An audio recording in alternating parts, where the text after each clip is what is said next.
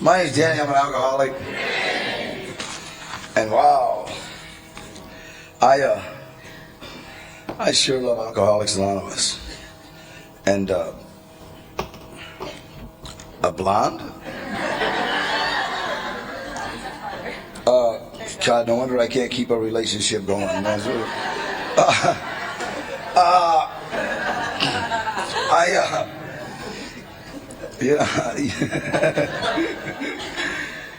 And when they tell you that you're on a journey, they really mean it, you know. And I finally realized that I could be a fortune teller.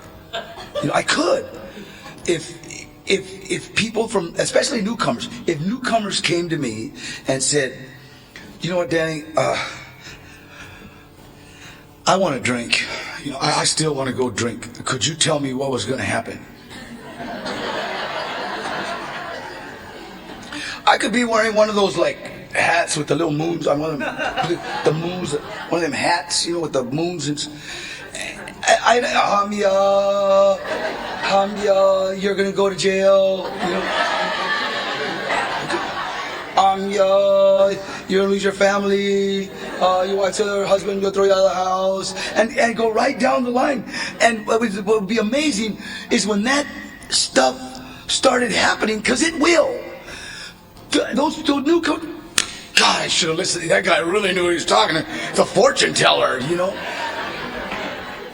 And folks, it's like not that difficult. Do you understand? I thank God that, you know, because I hate to say it, but the first time I was ever in an Alcoholics Anonymous meeting was 1959. You know, and you know, I thought it was a party. You know, it's like, you know, there's about 20 of us cruising around in Pacoima. You know, a whole carload. You know, and we seen about like, you know, 30 cars parked out in front of this old house right on the corner of Van Nuys Boulevard and Lev Street. And it's not there no more. The 5 freeway now, you know, took it just before the 5 freeway. You know? And we seen like Pacoima was like our neighborhood. This is like the murder capital of the world, and they're having an event and they're not inviting the murderers. It was like crazy. You know? And we like stop the car. We go to the trunk of the car to get the tools necessary to crash events, and we got tire irons, piece of pipe. I had a case of beer, 3 bottles of wine, a half pint of whiskey, and I was already loaded on Red Devils. Oh God, I hated those things, man. Every time I say Red Devils, I think I'm gonna get kicked by somebody. And loaded on pills, and we went to the door, because you gotta, you know, like kick in you can't like knock if you're crashing an event, because they just lock the door and call the cops. You know, kicked in the front door and everybody rushed in. And there's only 2 greetings you can get when you crash an event. Either everybody rushes to the opposite side of the room, and that means they're willing to throw the event in your honor, or they rush to the side of the room that you're on. That's what them jacks and them tire irons and pieces of pipe before. We kick in the door. The first thing we saw was a big sign that said, "We care." We had just crashed the Friday night speakers meeting of Alcoholics Anonymous, the We Care group. And we got the stupidest greeting in the world. We had all these people rushing us going, "Hi, I'm Bob." "Hi, and I had trained my troops, when you crash an event, you just never split up. You know, you just stay in a group at first till they realize that this is yours. This event is yours. And you guys did that divide and conquer thing, because I turned around to get my guys out, and you had them all in like little groups of 4 all over.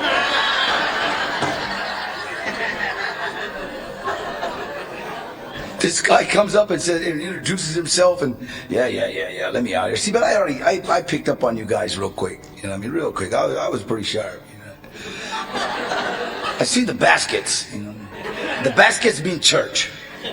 Church means anything that's fun is a sin.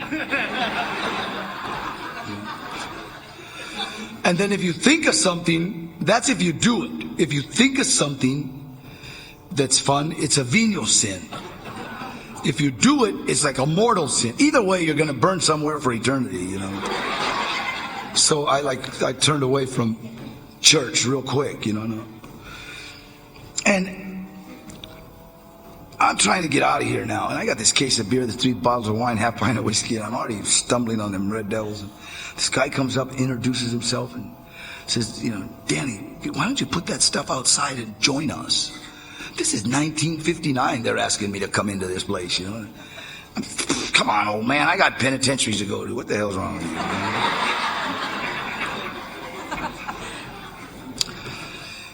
He whispered the curse of Alcoholics Anonymous. At an early age, I heard it, see. He said, Danny, if you leave this program, you will die, go insane, or go to jail. Now, did you hear that little whoop, that little dip in the quiet? The quiet. That was the voodoo of Alcoholics Anonymous. See? You all heard it. See? You should have did what I should have did. When he whispered that curse, I should have went, I can't hear you. I didn't do it, and neither did you. See? And I know some of you think this guy's nuts. Let me tell you why that curse makes a lot of sense. Because for anybody that leaves, now you might forget everybody in this room, but you will not forget me. Because I got to whisper the curse. See? And that curse makes like a lot of sense when you're like driving and you know you're drunk or loaded. You know it. You know, you're like, oh, you know, that's a good sign, you know.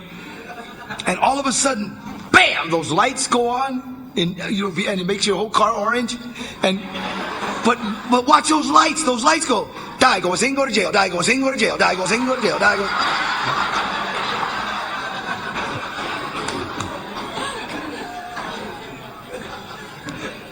When you get home, and your spouse, male, female, has everything you own on the front yard, and they're gone, and the neighbor's telling you they left and they said, just get your stuff and get out of here. That's what the neighbor says. What you hear is, die, go insane, or go to jail. It's like, yeah.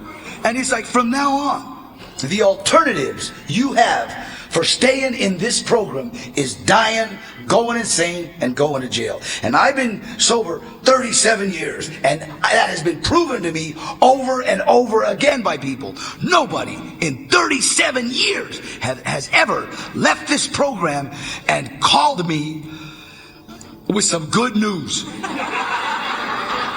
Honest to God, I swear to God. Nobody has ever said, you know what, Danny, I'm going to go get loaded. I'm going to go drink. I'm tired of this. And gone out, called me like 2 years later and said, hey, Dan, you know what? No, I'm drinking. I'm drinking socially, yeah. I use a little, yeah, not just recreational. But my wife loves me. My kids adore me. I have a good job. My boss can't wait till I show up. Nobody has ever called me and said that. Nobody's ever called me and said, I'm having a good time. I get calls from people that leave, and usually it's weird because the phone will ring, and you'll hear somebody go, and there's usually kids screaming in the back, you know, and you hear a spouse, male, female, I don't know, whatever it is, a woman call me or a man, but you hear the spouse, come pick him up, we don't want him here no anymore, we're sick of him, I'm calling the cop. And, oh, it's not working out, oh, our hat's not going to be off to you, huh? Yeah. And I actually had a friend of mine, a girl, that used to go out and she says, God, Danny, I want so bad for your hat to be off to me. It says that in the book about if you can drink like a normal person, our hats are off to you. And it's not going to happen. Do you understand? We are afflicted with an incurable disease. And until we lock into that, do you understand? Until we lock into that and realize, wait a minute, I don't have no power over this. This is an illness. This isn't a decision. I think I'll drink. It's not. See, that started 3 weeks ago. Do you understand? What I love, it's like they say, resentments. Resentments are like me taking poison, hoping you die. They are. I swear to God. resentments make me sick. And if you really want to, when you're resenting somebody, like resent them, and then watch them. Like the first week you resent them, they'll come in and they'll get to the podium and they'll say, I just got the most wonderfulest job I've ever had in life. God's really, because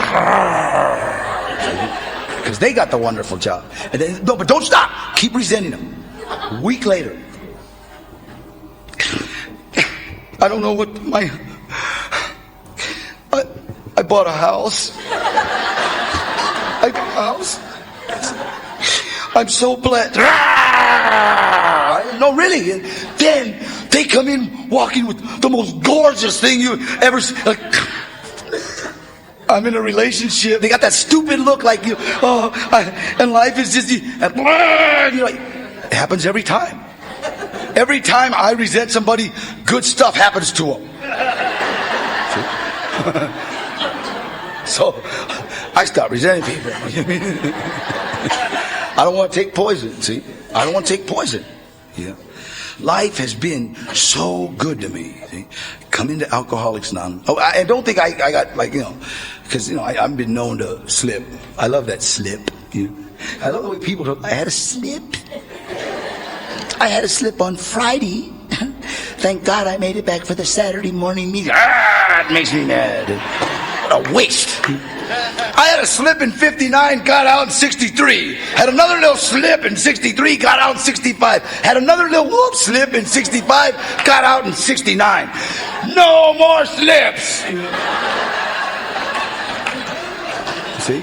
Because you got to remember, the first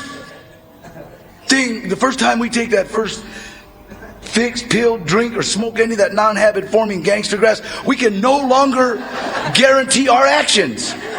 No longer. It's done. See? And it doesn't start, right? It's not a decision. See that guy I could not stand. I couldn't stand that guy coming in with that gorgeous blonde. I had my eyes on her. Yeah. And that's the one that did it. After all these, it's a process. It's a process. See, don't tell me, man. It's like, life is beautiful. Oh, life is so beautiful. Oh, there's a liquor store. I think I'll have a drink. It doesn't happen like that. Do you understand? It's like slow, cunning, baffling, powerful, sneaks up, waiting patiently. I'm going to get this sucker. I'm going to get it. Wait, see? And hey, look at me. Look. I mean, I shot heroin. I drank wine. Took pills. I'm out working in my backyard, and what do I hear in my head? Budweiser, la cerveza más fina. Are you kidding? I know. One beer always gives me a headache. It has since I was 12. Yeah. It's always given me a headache. One beer.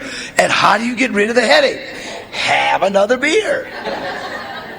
And then 2 beers, it's just kind of like, you're just not there. It's just, okay, I had 2. There's 4 left in the 6-pack.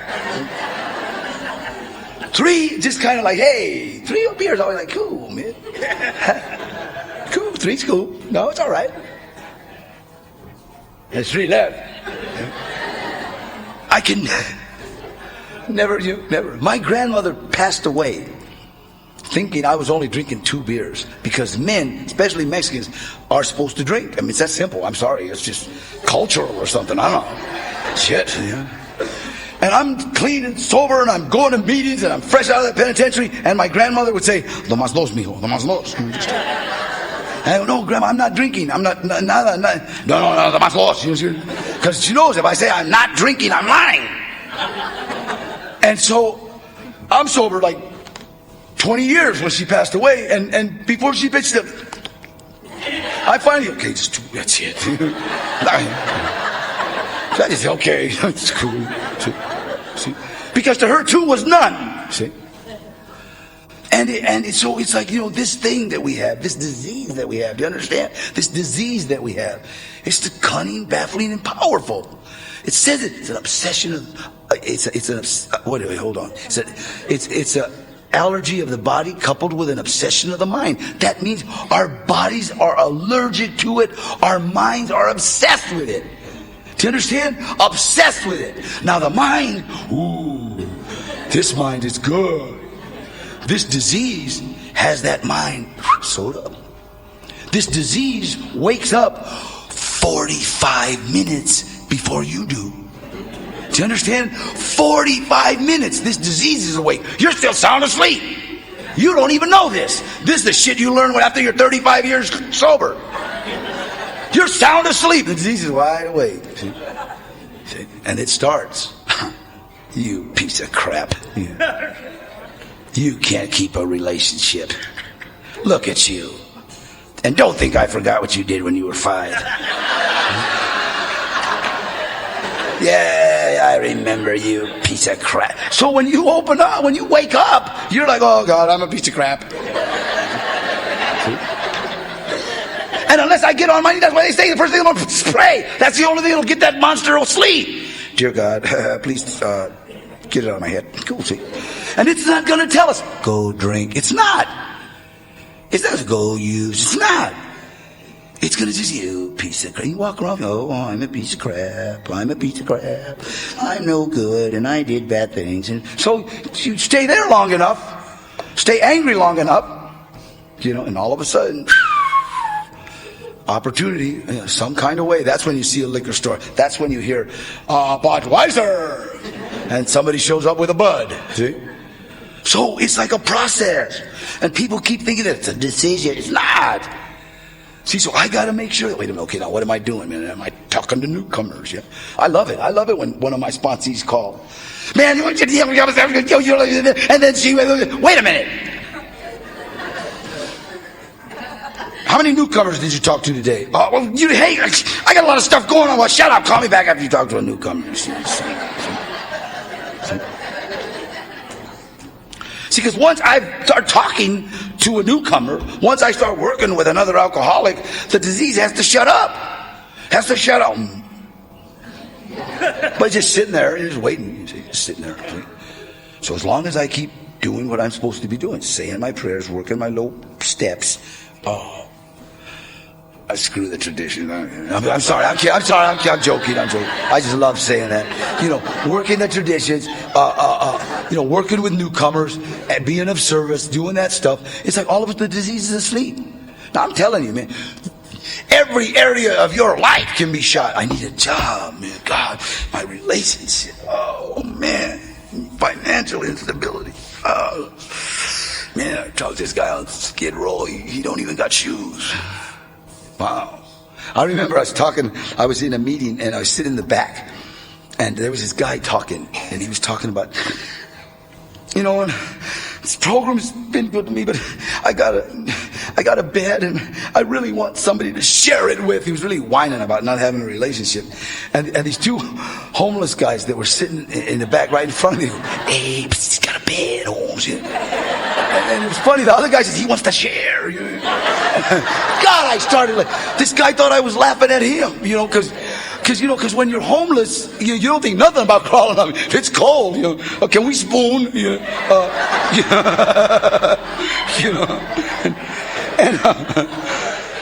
I how it is, no matter what I'm going through, man. All I got to do is walk into a room of alcoholics. All I got to do is call up a newcomer.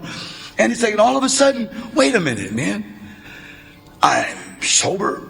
I've got a job. I got a place to live. I got keys. And keys are very, very dear to me. I don't know, because, when you do about 11 years in the penitentiary, you miss keys. You just miss keys. Just keys. So as long as I can put my hand in my pocket and feel keys, must be all right. It's the very, very simple things. And they told me, keep it simple. I thank God that my first sponsor, a guy named Frank Russo. And I say that because he told me never to mention his name. He sponsored me for a little while. Now, me and this guy went to prison together. We were like buddies, and we were pals on the streets. And then he got out, and he got like famous in AA. God, I thought he was going to be the president or something. And this guy used to look at me and say, Danny, listen, because he knew me. Do you understand? He said, don't worry about powerless. Don't worry about unmanageability. Just wake up in the morning, look yourself in the mirror and say, brain broke. That's it. That's all you got to do. See? That's all. Just realize that. I still do that. Brain broke. And I love. There's a lot of people in Alcoholics Anonymous. Well, you're not willing to accept responsibility. You're absolutely right. You're absolutely right. I'm not. I am the most irresponsible person on the program of Alcoholics Anonymous, and I take great pride in that. I don't write anything down. Nothing. Somebody calls me to speak. I say, okay, but you better call me 5 times because otherwise I'm not going to make it. Well, do you have a calendar? No. Well, okay. That's Diana. Call me about 12 times. And call me today. Oh, yeah. No, I got you. I'm coming up. My daughter drove up. My daughter, she's going to have 60 days. She drove me up.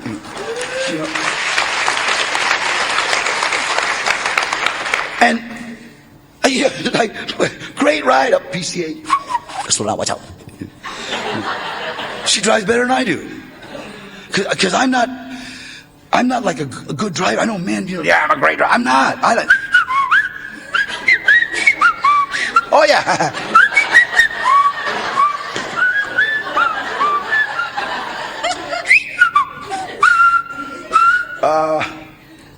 All right, I'm going to kill you. No. All right, I'm going to kill you.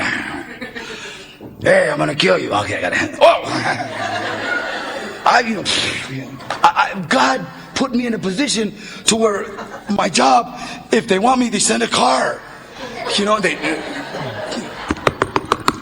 have a 6 a.m. call. Oh, okay. I've gone to work in pajamas. Because they're going to dress me when I get there anyway.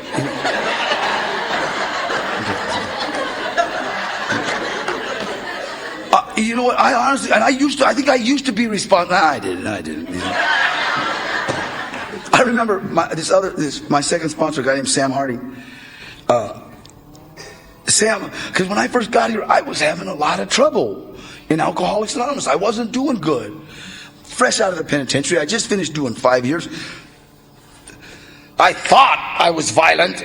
I thought I was angry, but Sam used to have this thing when I would be talking and I would say, yeah, I'm very violent. He would stand up and go, scaredy cat, and then sit back down. And I got really angry. Scaredy cat. See?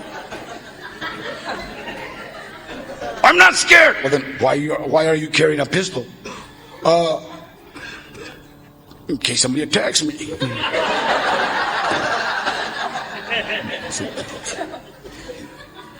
Besides that being a parole violation, why you carry a knife?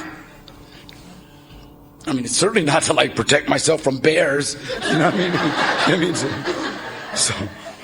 So I started showing up at meetings with no weapons. She's like, wow. Hi, I'm Bill. People, it's so funny. Hi, I'm Bob. Yeah, well, bob up and down on this and get away from me. I wasn't friendly. You understand? I wasn't friendly. I wasn't a nice guy. You don't come out of prison being a pleasant person. And I was really angry. These guys used to just always, There's one guy named Hank Magdalene who passed away, and I learned to love this man. And this guy he was one of those guys that would not let you not say hi. You know what I mean? I first met him and I didn't like him. I didn't like him. And my sponsor Frank, is Hank. Yeah, well, Hank on this. Get away from me, man. And he's okay. Hey, you keep coming back because we need you. And I'd go to another meeting and I'd walk in and hey, Danny, what's up? How you doing? There, yeah. I don't know this guy. You know what I mean? He wants to be my buddy. I'd go to another meeting. I'd sneak in and I'd hear this. Psst. That's cool.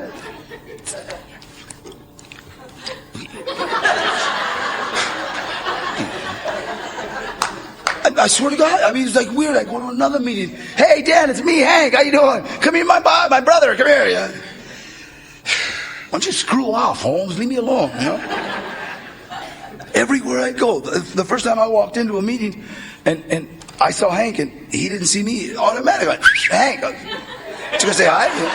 No, he tricked me.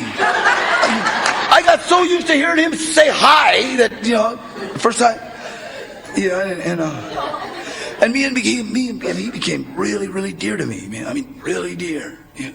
And I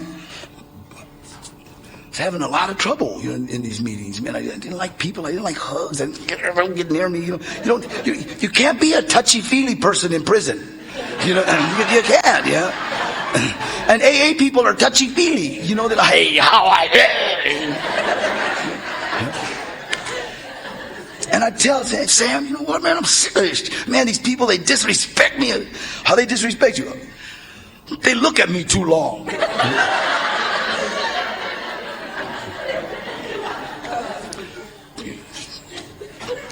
When I hug me. And he says, Sam was always had that shit on. Well, Danny, one of the reasons you having a lot of trouble is you're not a nice person. And your problem, Danny, is double, because you're not only not a nice person, you don't even look like a nice person. Could you sugarcoat that a little bit, someone? What you got to do is you got to start doing things for other people and not expect any kind of reward. And he said it like a hillbilly, reward. Yeah. I could have forgot it if he said reward. You know? But how in the hell are you going to forget reward?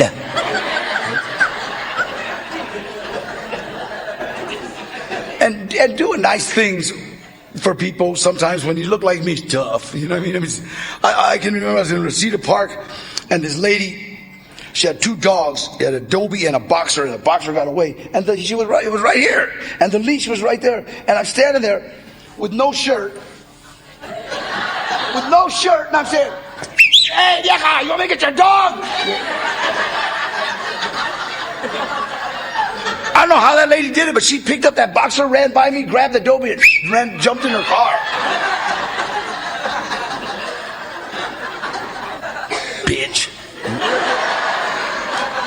And I went and told Sam. I said, Sam, yeah, try to gonna get her dog.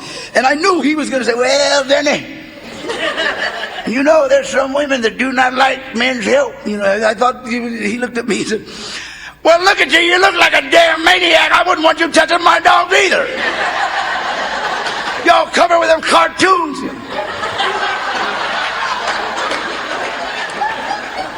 Now you're going to have to start doing things for other people and not even let them know.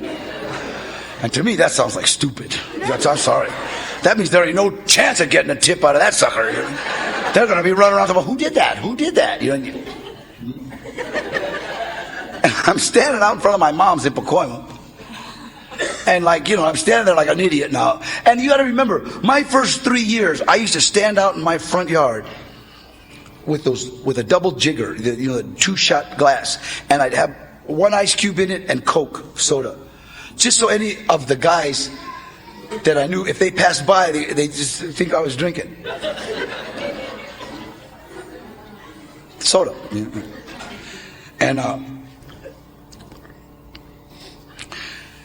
And I see this old lady trying to pull out this trash can, this big old trash can. And this is in the 70s, you know, this is not when they had the big roly, greeny, blue, and black. And it's a big old trash can. So I went over there to help her, you know, just to put, and the first I remember, no me robas, don't run, shut up! Yeah, throw this trash all over you. And I put out her trash can. And then I remember there's about 5 or 6 old people. God, I hate to say that because they were 60 and I'm saying, but they were 140. I know. So, they were like 60, and I went and I just started putting out even the bruja, the witch. We had a witch lady in our neighborhood. She could never come out because witches can't come out during the day. But I'd always see her at the window. I always see her at the window. And I'd put out her trash, and that's what I did. That's all I did. I just went. I was like, I just had a route, I guess. I don't know, about 5 people.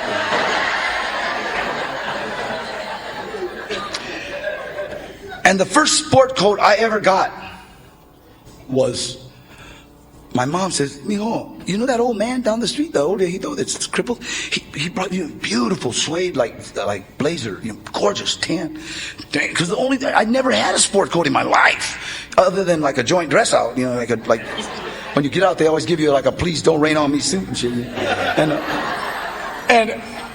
And I would get these little gifts, and even that witch lady, she'd like always put like lemonade and cookies and stuff. My friends are, "Don't eat them, you'll be a cat. Shut up. Take a bite." I didn't believe it, but I'd always make them take a bite first. And everything good that has ever happened to me has happened as a direct result of helping someone else. Everything. That's a God's honest truth. Me and a guy that some of you know, a guy named Danny Trejo, we started a gardening business. And we used to go, and it was funny, we didn't have a lawnmower. We just got to go knock on people's door and say, "Hey, do you want us to mow your lawn? We'll do this, do this, do this." For $20 or $10. I don't even, yeah. Okay, do you have a lawnmower?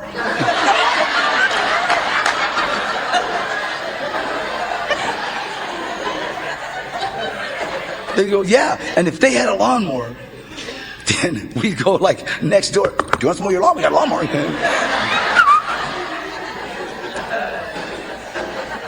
And we mowed lawns. So we did a good living. And we would always go. There was a couple of old people that would always just go and mow their lawn. And the witch lady was one of them. We'd mow her lawn and just for free, because that's what you're supposed to do. And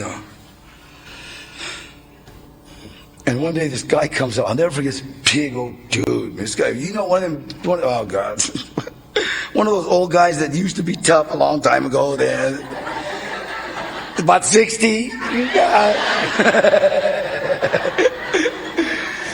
This guy comes over, and the first words out of his mouth are, "Hey, Pancho." Oh. That's $10 right there. Whatever you want. "How much you charging this old lady?" We're doing it for free, man. She's an old lady. It's crazy, and she's a witch. She can't come up with it. "Well, come on over. I want you to do my yard." So we go over to this guy's yard. And it's funny because he said, and bring Pablo there with him. Danny Trejo, okay? The furthest thing from Pablo.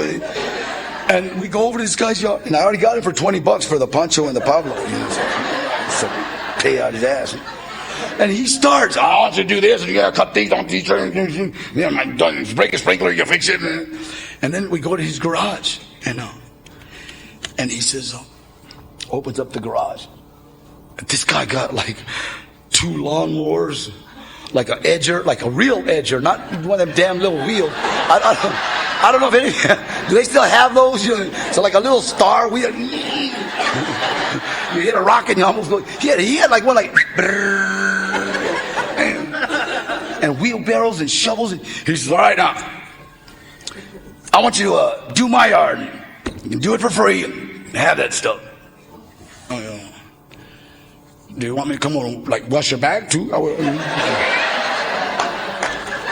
And he says, "What is your name?" "Pancho's cool. He's all right." Shit.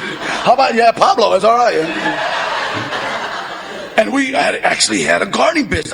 We had such many tools. We actually bought a truck because I had a '65 Mustang, and that's what we were running around in. And we get all the bags and we put them in the trunk and take them to Vaughn's, Safeway, all the places I used to rob. I don't know.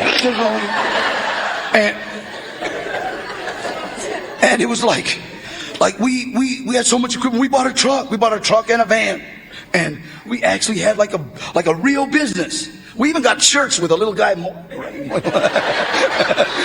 green, and And we were doing pretty good, and everything good that has ever happened to me has happened as a direct result of helping someone else. In 1985, I spoke at a Cocaine's Anonymous meeting, and I didn't like it. You got to remember, in 1985, Cocaine's Anonymous was just kind of like getting started. That's when all the like therapists and stuff were like still coming. You know, we might do a little rehab here. You know, those guys.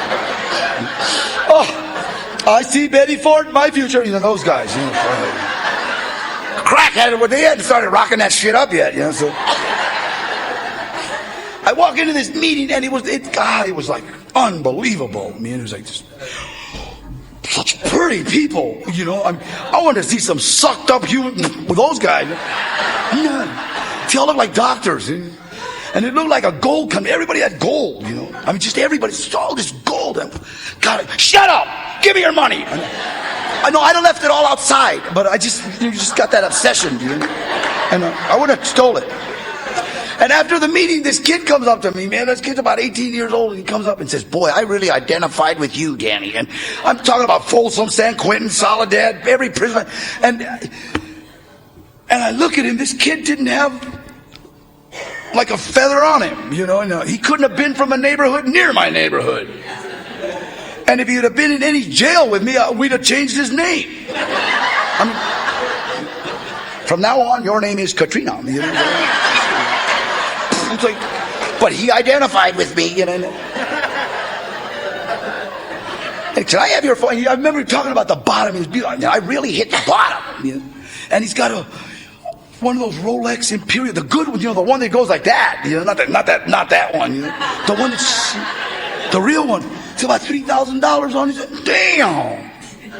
And because my mind, it's that 1/3 of it. It's like just thinks I take this kid outside and take that watch. I'll show you the bottom. I gave him my phone number, and this kid's about, I got 8 days, and my dad gave me my car back. And I'm living at the house now. I'm doing good. 100 days later, at 11 o'clock at night, this kid calls me, and it's fooled me, because the call started out with that. I feel like getting loaded. I feel like since 1969, nobody has ever called me and said they feel like getting loaded. I get those calls and. Holmes. I got loaded. Or I get them calls at like 1:45 in the morning. I was lit. I couldn't believe it. Somebody actually called from 1969. This was 1985. Somebody says, I feel like getting loaded. I mean, you're not. No, but there's a lot of blow. There's a lot going on in my job. And I said, Johnny Carson was going to come on, and that lady with the bugs was going to be on. And I said, well, come on over. He said, I can't, Danny. I'm working, and can you come down? And he said it, you know, with that desperation, the desperation that we all know, when we really said, please, man. We weren't the fingers crossed, nothing. It was like when you were just, that's it, I'm done, man. And he said, please, can you come down? And I want so bad to say, I said, certainly, I'm thinking who to call, because I sponsor a lot of people. I'll send one of them, they have to. Why me? But then I remember all them people that did for me, So, where are you at? And I got the address. He was downtown, working downtown by Olvera Street. He said in a big warehouse. So, oh, cool. So I thought, the typical, you're going to sit there till break, and then he's going to come out, and you're going to sit in the car and drink coffee and smoke cigarettes. Then break's over. He goes back. Everybody thinks you're gay. And it wasn't. I walked onto a movie set of a movie called Runaway Train. John Voight and Eric. I don't know these guys. I'm like, wow, this is like so cool. It was like fun. I'm watching all these guys. They were all dressed like convicts. There were all these guys from Brentwood and Westwood and Bel Air. They're all like dressed in the prison blues and fake tattoos, and I kept going, oh, I'm sorry, it's weird. And they all kept coming up to me saying, hey, do I look hard? I'd go, yeah, you'd be somebody's wife in prison homes.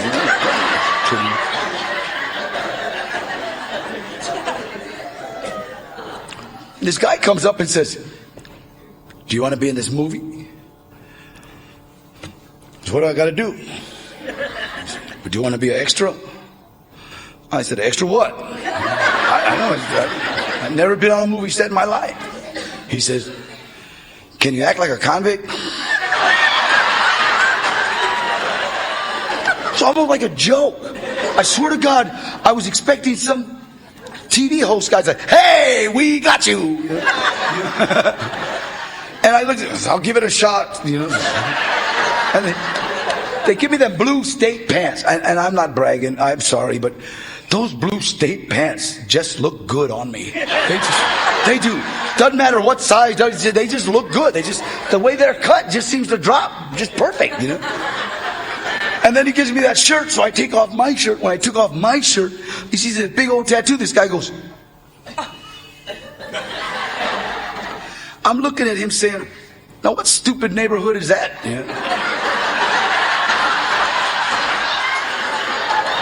This punk better not be signing me. I'll slap the shit out of him. Like flashing me a sign. This other guy comes over and says, hey, you're Danny Trejo. I said, yeah. He says, Danny, I saw you win the lightweight and the welterweight title up in San Quentin. I said, yeah. I said, you're Eddie Bunker. He said, yeah. I said, man, what's up, blah, blah, blah. And he says, what are you doing here, Danny? I said, I'm hanging out with this kid. He wants to stay clean. And he said, do you want a job? I said, I got one. They're going to give me $50 for acting like a convict. He said, no, a real job. Can you train one of the actors how to box? I said, what's it pay? He says, $320 a day. I said, how bad do you want this guy beat up, Holmes? No, I figured, you come on, $320? I figured I'd beat him up, I'd write about it, I'd go tell Sam I was expecting a reward. I said, no, Danny, you gotta be careful. This actor's really high-strung. He might sock. He's already socked a couple. For $320, give him a stick, man. Are you crazy? Shit, I've been beat up for free. I started training an actor named Eric Roberts how to box. And Eric kind of liked me, and we got along good, and the director saw that, and all of a sudden this director comes up and says, you'll be in movie. And, what's that? Shh. Shut up. I know. And they're signing some stuff, and they were mad because I wasn't SAG. And the director said, you make that SAG, and walked away. He's a Russian named Andrei Kojalowski. Make him SAG, and walks away. From that day, everybody started calling me Mr. That's all I know. Mr. Trejo, would you like some coffee? Yeah. 2 cups. Cream and sugar. And some Pilates, some little biscuits. Get some of those. Anything. I could say, it was so weird. I could say stuff like, do we have any apple cranberry, something like that? And, wow. That was cool. I was joking, Since that day, I've done over 123 movies. Since that day, I've worked with some of the biggest actors there is. And the amazing part is that they want to work with me again. See? Because of the stuff I learned in Alcoholics Anonymous. What does Alcoholics Anonymous show us? How to be courteous, kind, sharing, caring. And that's what it shows us. Okay, it's got to teach me how to be a better person. That's what it does. See? I got to do stuff for other people and not expect any kind of reward. And it's so funny because people always ask me, Danny, there's a lot of drugs. Well, does that bother you? Yeah. Oh, sure, because I want to die going to jail, you idiot. Yeah. Are you kidding them? Some of them big actors, I love to catch them, like coming out of the bathroom going, oh, God, I love it. Oh, God. Hey, did you do coke? them. They can't beat me up. I don't do shit. You kidding? And then just follow them. No, how is it? Is it okay? Well, all right.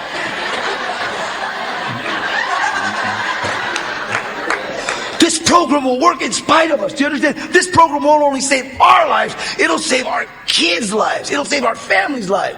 My son was running around going crazy. Do you understand? He was just doing, every drug known to mankind. And his sister was following him. He was like 15, I guess. She was like 14. And I'm dying. I'm talking to 500 kids at a time in schools, and mine are dying. I'm dying. Do you understand? And I remember I'm trying to get Gilbert, let's go to meetings. He said, he's like 40 pounds or something. I don't know. He's like, he looked like Jack from The Nightmare Before Christmas. And I'm, God, what did I do? And it was amazing because I got mad at him one day. I got mad at him and I grabbed him. I said, "Man, Gilbert!" And you know what? I heard my dad. I heard my grandfather. I heard them coming out of me. And I knew that didn't work. Because right after that, I was in the penitentiary. So I was I let him go and I walked away. I said, "Gilbert, I love you, man. I just hope you're okay." And I'm talking to these kids, and I walked off the stage. I couldn't talk. And my friend, Chief Bus, who's in the program, found Christ and ex-Mexican mafia. And he said, "What are you doing, Holmes?" I said, "I can't do it, Holmes." I said, "They might find my son behind the 7-Eleven dumpster right now, man." And I'm sitting here trying to act like I know how to help kids. He says, "Hey, now we're playing God, huh?"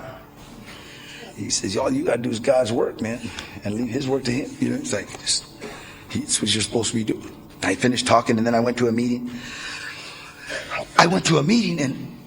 And I sat there until he called on me, and I just said something and then sat down. And this kid comes up to me right afterwards. This kid comes up to me. And this kid had like 4 earrings in each ear.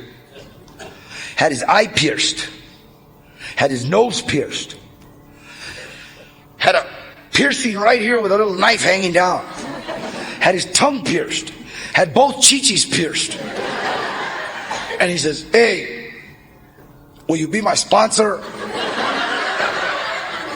And my thought was, I'll turn this little sucker into a Republican. I swear, no, I could just see this kid like in a suit tie. Yeah, I'll be your sponsor. So I started taking this kid Johnny to meetings, and every day I'm asking my kid, "Come on, Gilbert." "All you guys been to the joint." They always make fun of us.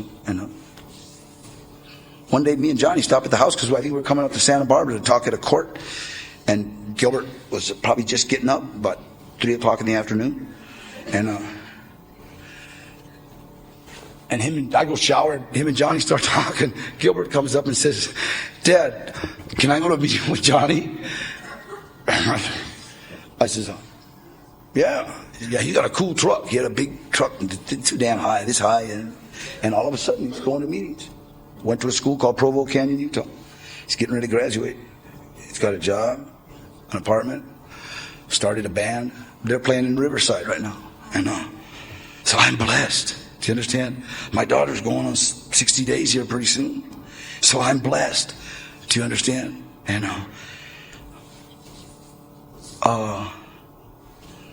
The rest of my life is a mess. But I'm blessed. Do you understand? I got healthy kids. I got a career that, come on, I was on Desperate Housewives. What the hell?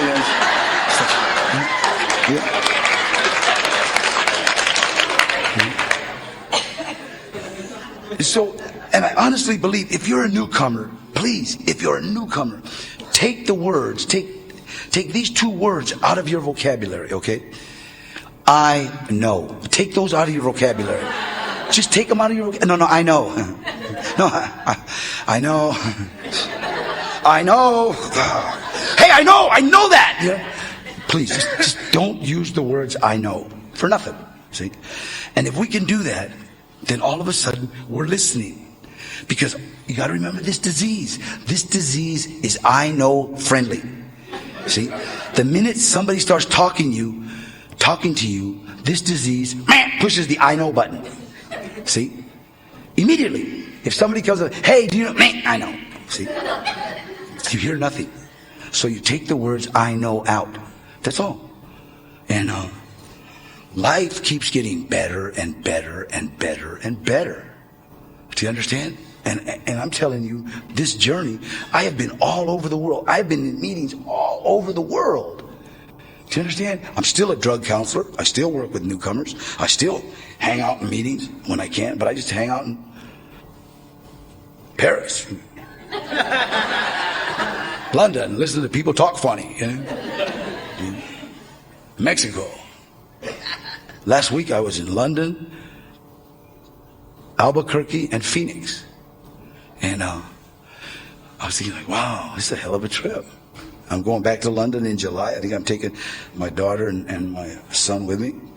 And my other son lives in Lompoc. He's doing really good.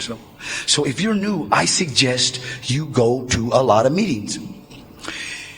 If you're new, I suggest you go to a lot of meetings. If you're new, I suggest you go to a lot of meetings. And I'm not trying to be funny, because actually in the language of the newcomer, when you say that, their mind is geared to hear Sole. See?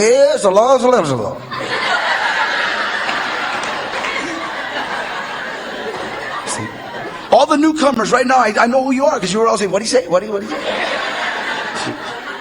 So if you're new, go to a lot of meetings. And it promises us good things will come to pass. So we can have this life. Remember what I said, the guarantee, the fortune teller.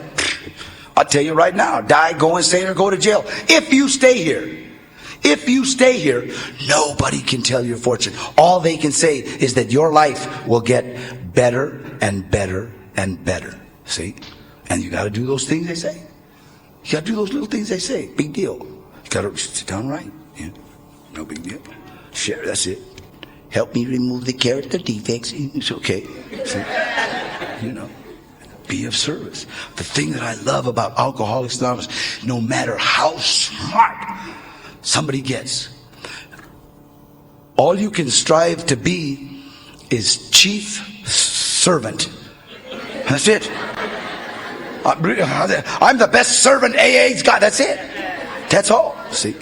Because we're all here. And I kept thinking that this program, I couldn't understand. See, this program is God sent. Do you understand? This program saves our entire family.